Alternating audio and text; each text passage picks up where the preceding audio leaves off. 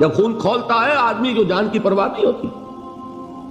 بدر میں جو ہوا ایک واقعہ ایک دفعہ سن کر جھجری آتی ہے، لیکن واقعہ یہ ہے کہ جب جنگ کی حالت میں اشتعال ہوتا ہے اور خون کھول رہا ہوتا ہے وہ چیزیں آسان ہوتی ہیں. وہ جو دو ٹین ایجرز تھے، نوجوان، جنہوں نے ابو جہل کو ہلاک کیا ہے، حضرت معاذ اور حضرت معوذ، انصاری دو نوجوان، ان میں سے ایک کا واقعہ آتا ہے کہ ان کے ایک شانے کے اوپر تلوار کا وار پڑا، پورا شانہ کٹ گیا، بازو علیحدہ ہو گیا تقریباً، لیکن کوئی ایک تسمہ لگا رہ گیا، کوئی ایک ٹینڈن ہوگا، وہ جو ہوتا ہے سخت سا سفید سا، وہ کوئی لگا ہوا ہے. انہیں پرواہ نہیں ہے، وہ دوسرے ہاتھ سے لڑ رہے ہیں، لیکن یہ ہاتھ جو ہے یہ اب چونکہ قابو میں تو ہے نہیں، کنٹرول میں نہیں، مسلز کٹ چکے، تو یہ رکاوٹ بن رہا ہے.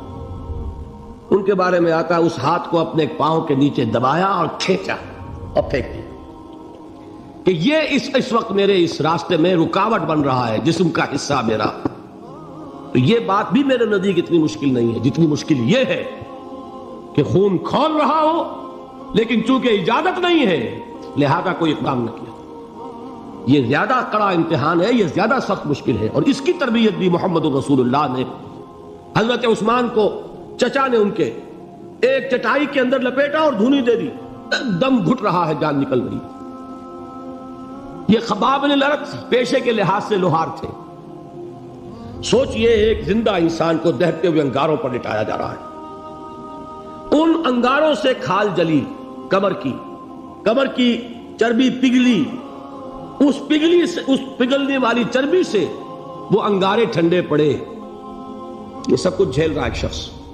سوچنے والوں نے سوچا نہیں ہوگا کیا جرم تھا ان کا، تو بڑا شریف آدمی ہے، بہت اچھا کاریگر ہے، وقت پر کام دیتا ہے، مناسب اجرت لیتا ہے، یہ کیا ہوا؟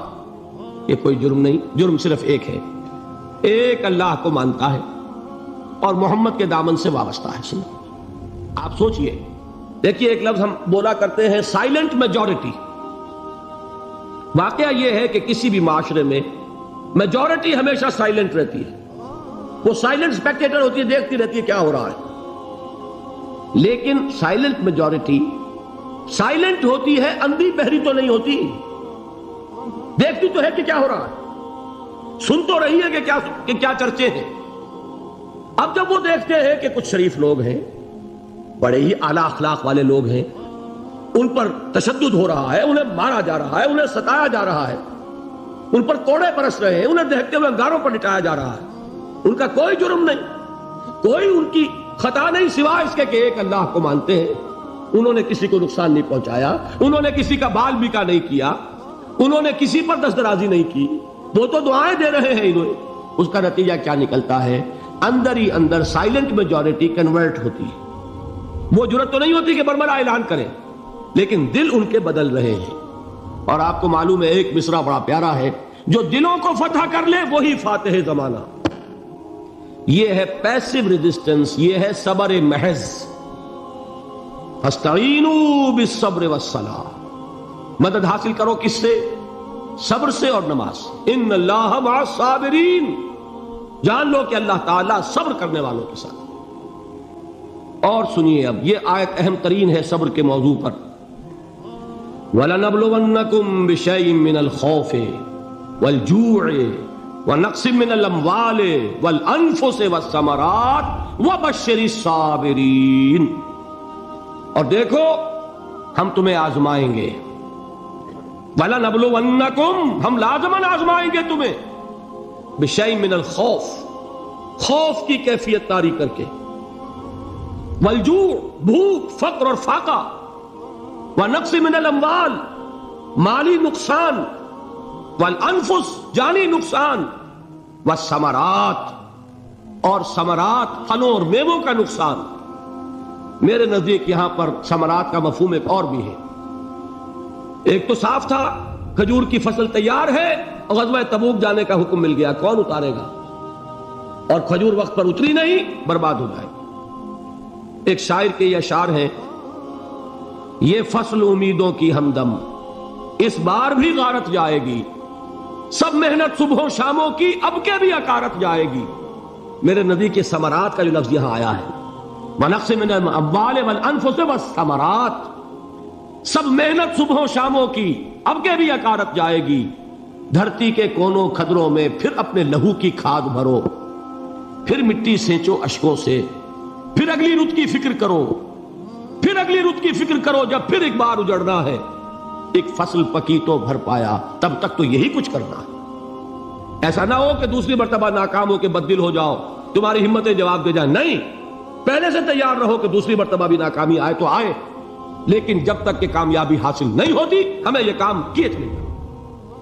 دیکھیے سیرت میں آیا کہ نہیں یہ واقعہ. بدر میں مسلمانوں کو فتح ہوئی تو احد میں زک پہنچی کہ نہیں؟ 70 صحابہ شہید ہوئے کہ نہیں؟ اگر ان کی ہمتیں جواب دے جاتی تو گاڑی کیسے چلتی آگے؟ تو فرمایا الذین اذا اصابتہم مصیبت، وہ کہ جب ان پر کوئی تکلیف آئے، کوئی مصیبت آئے، کوئی آزمائش آئے، قالوا انا للہ و انا الیہ راجعون، وہ یہ کہیں کہ ہم اللہ ہی کے ہیں، اللہ ہی کی طرف لوٹ جانا ہے. میں نے تسلیم و رضا کی بات کی تھی نا، آپ کو کچھ شعر سنائے تھے. ایک شعر اور سنیے، اور یہ کس کا ہے؟ محمد علی جوہر کا. ایک مرتبہ جیل گئے، ان کی ایک بیٹی جوان بیمار ہوئی، فوت ہو گئی. باہر چھوڑا انگریز نے، جاؤ بھائی دفن کر دو بیٹی کو. دوسری مرتبہ جیل گئے، دوسری جوان بیٹی اسی مرض میں مبتلا ہوئی. اب یہ جیل میں ہے، خبر پہنچی کہ دوسری بیٹی کے اوپر بھی اسی مرض کا حملہ ہوا ہے. ایک نظم لکھی ہے جس کا آخری شعر یہ ہے: تیری صحت ہمیں منظور ہے لیکن اس کو نہیں منظور تو پھر ہم کو بھی منظور نہیں. یہ ہے، جب تک یہ کیفیت نہ ہو اس میدان میں آدمی ثابت قدم نہیں رہ سکتا کہ میرے رب کو اگر یہ منظور ہے تو یہی مجھے منظور ہے، اور تیری صحت ہمیں چاہیے تو ضرور، لیکن ہمارے رب کو منظور نہیں تو ہمیں بھی منظور. راضی برضائے رب، اولئک علیہم صلوات من ربہم ورحمہ، یہی ہے وہ لوگ جن پر ان کے رب کی طرف سے عنایتیں ہیں اور رحمتیں ہیں. واولئک ھم المہتدون، اور یہی ہے وہ لوگ جو کامیاب ہونے والے، ہدایت پانے والے، ہدایت یافتہ. اسی سورہ بقرہ میں ذرا آگے چل کر، یہ تو ہے 20واں رکوع، 19واں رکوع، 21ویں رکوع کی پہلی آیت ہے: لیس البر ان تولوا وجوہکم قبل المشرق والمغرب ولکن البر من آمن باللہ والیوم الآخر والملائکۃ والکتاب والنبیین وآتى المال على حبه ذوي القربى واليتامى والمساكين وابن السبيل والسائلين وفي الرقاب وأقام الصلاة وآتى الزكاة والموفون بعهدهم إذا عاهدوا والصابرين في البأساء والضراء وحين البأس. اب یہ آیت جو ہے سورۃ العصر میں جو مضامین آئے تھے سارے اس میں موجود ہیں. وہاں ایمان کا لفظ آیا، یہاں 5 ایمانیات کی تفصیل آ گئی، اعمال کی تفصیل آئی، اور آخری بات وہاں کیا ہے؟ وَتَوَاصَوْا بِالصَّبْرِ، اور یہاں کیا ہے؟ وَالصَّابِرِينَ فِي الْبَأْسَاءِ وَالضَّرَّاءِ وَحِينَ الْبَأْسِ، اور صبر کرنے والے، اصل نیکی ان کی ہے. میں نے عرض کیا تھا ہر جگہ پر آپ کو چوٹی کی بات صبر ملے گا. آیت الکرسی، آیت البر جو میں نے آپ کو سنائی، آخر میں وَالصَّابِرِينَ فِي الْبَأْسَاءِ وَالضَّرَّاءِ وَحِينَ الْبَأْسِ. حامیم السجدہ وَمَا يُلَقَّاهَا إِلَّا الَّذِينَ صَبَرُوا وَمَا يُلَقَّاهَا إِلَّا ذُو حَظٍّ عَظِيمٍ. اس کے بغیر تو نہیں ہوگا.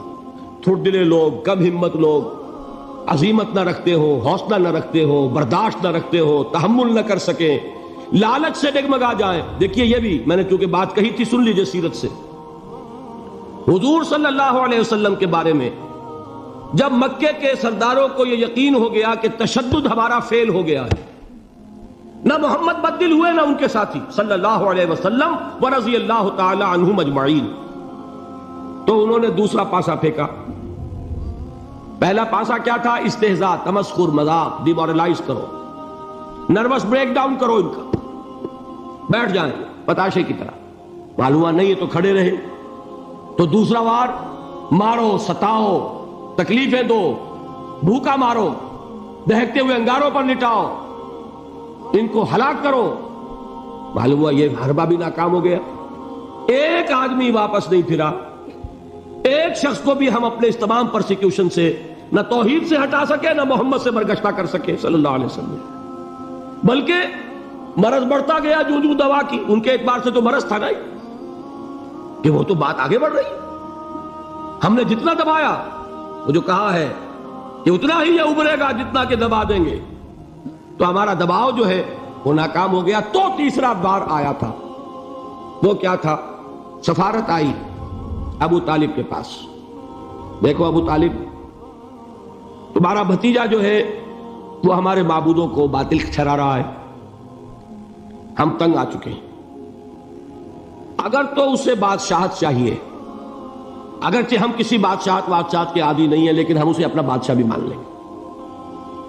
اگر اسے دولت چاہیے، وہ اشارہ کرے، ہم سیم و زر کے انبار اس کے قدموں میں لگا دیں گے، اور کہیں نکاح کرنا چاہے اشارہ کر دے، جس اونچے سے اونچے گھرانے میں وہ چاہے گا قریش کے، ہم اس کی شادی کر دیں گے۔ تینوں ہی لالچ ہے نا دنیا میں۔ ویسے تو زر زن زمین، آپ کے ہاں یہ 3 زے مشہور ہیں، زر زن زمین، زمین کو اقتدار سمجھ لیجئے، قوت سمجھ لیجئے، دبدبا سمجھ لیجئے، زن زر اور حکومت، تینوں پیشکشیں انہوں نے کی۔ نبی کے لیے تو خیر کوئی امکان نہیں تھا، غیر نبی ہو تو سوچے گا نا یہ بادشاہ بنا رہے ہیں، بادشاہ بنو، اس وقت تھوڑا سا کمپرومائز کر لو، پھر ہاتھ میں قوت آ جائے گی تو پھر سب ٹھیک کر لیں گے۔ اگرچہ کبھی ٹھیک نہیں ہوتا، وہ ٹھیک ہوتا ہے اسی پروسیس سے جو محمد الرسول اللہ نے اختیار کیا۔ یہ تمام ٹیمپٹیشنز ہوتی ہیں، راستے سے بھٹکانے کی کوشش، یہ دباؤ سے نہیں مانے تو یہ لالچ جو ہے یہ انہیں ہٹائے۔ کیا جواب تھا حضور کا صلی اللہ علیہ وسلم؟ چچا نے جب بات کی ہے، انہیں براہ راست تو حضور سے بات کرنے کی ضرورت نہیں ہوئی تھی، ابو طالب کے واسطے سے بات کی۔ چچا نے جب بات کی ہے آ کر، حضور نے فرمایا چچا جان اگر وہ میرے داہنے ہاتھ میں سورج اور بائیں میں چاند رکھ دیں تب بھی میں یہ کام نہیں چھوڑتا۔ تو عزیمت میں نے کہا تھا، صبر کیا ہے؟ اپنے طے کردہ راستے پر بڑھتے چلے جانا۔